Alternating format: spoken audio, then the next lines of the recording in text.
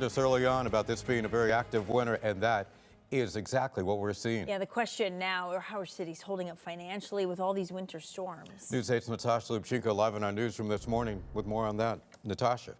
Keith, Laura, certainly a good question, especially because we haven't had a storm this big in a few years. So let's get into it here. As for the city of New Haven, last year's snow removal budget was $650,000, but this year it did go up another $15,000. For West Haven, they didn't have a one-line item for their budget. Instead, they increased areas like vehicle fuel and payroll, along with the annual planning for maintenance and rentals.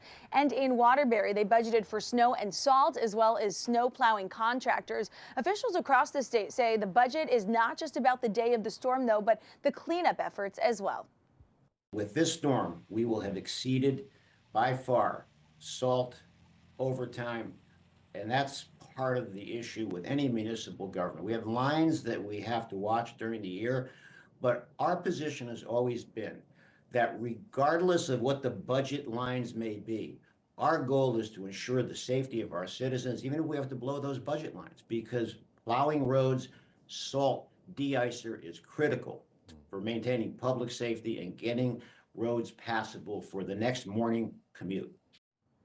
It's good to hear that safety is a top priority. And coming up in our next half hour, I'll be talking a bit more about winter safety, this time when it comes to your home's pipes and preventing freezing. We'll have all of that coming up at 6 o'clock. For now, live in the newsroom, Natasha Lubchenko, News 8.